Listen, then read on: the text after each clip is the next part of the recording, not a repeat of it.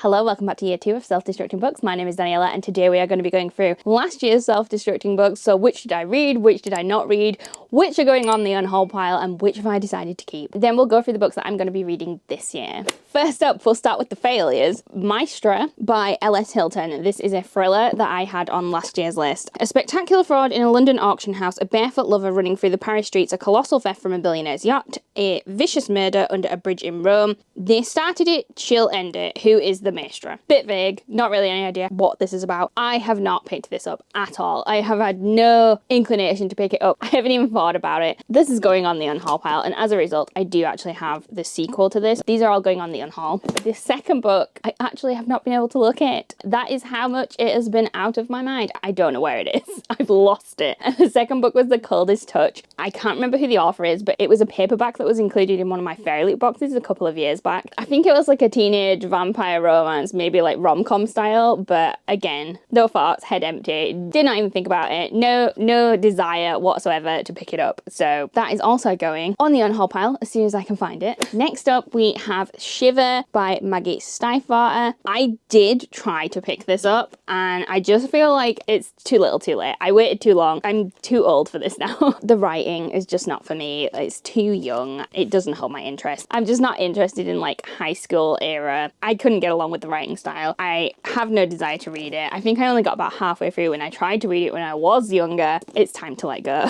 So I do have all 4 of these books. They'll all be going. We then had the Hush Hush series, which I have actually heard really great things about. However, again, I tried to pick this one up and it's just too young. I don't like the writing style. I've no interest. I have the whole of this series, so those are all going as well. On the plus side, it means room on the shelf, which is never a bad thing because I don't have any left. The other book that I did try to read, I tried to read The Vampire Diaries, and oh my gosh, Elena in the books. No, Elena is not nice. I don't like her.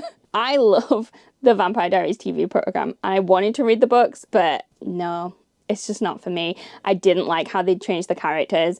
I didn't like the friend group was even different. I can't get on board with it. I think it was very much aimed at a younger audience as well. That just wasn't for me. I literally could not separate the characters in my head from the TV show with those in the book. I was like, Whatever books I have remaining of the Vampire Diaries, I think I had a bunch of them. They're gonna go. Again, I'm not sure where I've put them. I don't know if I prematurely moved them to a bag somewhere to get rid of, but they're going. And finally, we have Isaac and the Egg by Bobby Palmer. This is a Goldsboro edition that I got. This was a book where I had read a certain amount of pages in this and then I'd put it down. So I put it on my self-destructing books list and I did actually pick it back up. I literally put it down right where it started to get interesting. When I picked this back up, seriously, the next chapter onwards was amazing. I just stopped right in the wrong place. If I'd have just read a little bit further, I think I would have carried on with this book and I actually ended up loving it. I will be keeping this. I cannot wait to read his next book. This was his debut. I'm so excited to read Small Hours. In this book, we follow a character who finds this strange egg in the forest. The egg then turns out to have like arms and limbs and is an actual creature. We just follow this character while he's trying to deal with the havoc that this creature is causing in his life. I feel like it also has similar vibes to A Monster Calls. It has this magical vibe, but then actually the reality of what's actually happening is very different to the magical vibes that we're getting throughout the book. I loved this. It was so well written and I am keeping it. So that was all of the books that was on last year's self-destructing book list. So out of them all, I kept 1 book. I'm hoping this year I'm going to have a little more luck with my reads. As you saw with last year's, I did pick a couple of YA series that I had on my shelves because I'm thinking, well, I'll try to give them a read and if they're not for me, they can just go. So I've done the same this year. I have 2 that are from series and the first one is Beautiful Creatures by Garcia and Stoll. This one, there are 4 books in this series. I do have them all. The goal is to just read at least the first one. If I don't like it, obviously I get rid of them all and if I do like it, I can continue. So this one says, in Ethan Waite's hometown, there lies the darkest of secrets. There is a girl, there is a curse, and in the end, there is a grave. Lena and Ethan become bound together by a deep, powerful love, but Lena is cursed, and on her 16th birthday, her fate will be decided. I like the sound of this, but at the same time, it could read too young for me at this point, but I'm gonna give it a go. And then this one, I'm actually more interested in this one. This is Delirium by Lauren Oliver, and there are 3 books in this series. I just really like the sound of this one. The synopsis for this one says, they say that the cure for love will make me happy and safe forever, and I've always believed them, until now. There was a time when love was the most important thing in the world. People would go to the end of the earth to find it. They would tell lies for it, even kill for it. But now love has been declared a dangerous disease. Everyone who turns 18 must be immunized with a procedure called the cure. Lena Holloway is looking forward to being able to live the safe, predictable life the government claims the cure will bring. But meeting Alex, an enigmatic boy from the wilds, might just make her question everything she's been raised to believe. This is kind of like dystopian in a world where the government is trying to convince everyone that love is a disease and that it needs to be cured. I actually think this one sounds really interesting, and it is a bit older because the characters are 18, so this could be up my street. Next up, I've gone for a bunch of genres that I don't pick up as often. I know I have no problem picking up fantasy books, which is why I've picked the YA ones, because I'm less likely to pick those up to read. But I've picked up Stoneblind by Natalie Haynes, and this is a retelling of Medusa's story. And that's all I know, and that's all I need to know. I do have this nice Waterstones edition, but I've heard good things about this, so hopefully this is one I'll enjoy. I have quite a few Greek mythology books on my shelves, and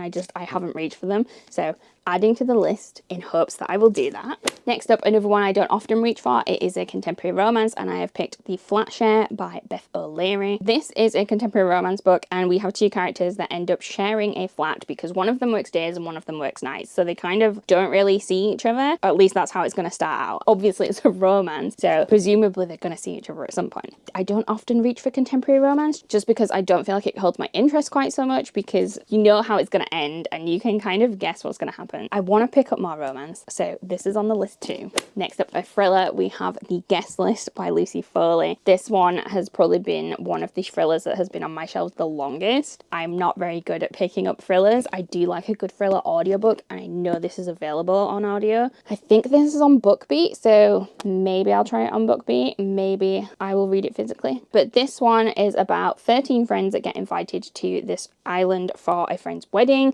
and it says one guest won't leave the wedding alive. Maybe a bit of a whodunit in there. I've heard good things about this. I think this is a pretty popular thriller book. Hopefully I can get around to this. And finally on my list we have On Earth We're Briefly Gorgeous by Ocean Vuong. The synopsis says this is a letter from a son to a mother who cannot read, written when the speaker, Little Dog, is in his late 20s. The letter unearths a family's history that began before he was born. It tells of Vietnam, of the lasting impact of war, and of his family's struggle to forge a new future. And it serves as a doorway into parts of Little Dog's life his mother has never known. Episodes of bewilderment, fear, and passion, all the while moving closer to an unforgettable revelation. So this is Ocean Vuong's first novel. It was longlisted for the National Book Award for Fiction, the Carnegie Medal in Fiction, and a bunch of other prizes. So it is fiction, but it is also dedicated to his mother in the front, which is a nice touch. I'm very intrigued about this. This is another one that I wouldn't naturally reach for, and I just need that little bit of an extra push to pick it up and read it. So over the next 12 months, these are my selections. So it's about 1 book every 2 months. I think they're a really interesting bunch. I'm looking forward to it. What did you think of my picks this year, guys? Have you read any of them? Let me know in the comments below.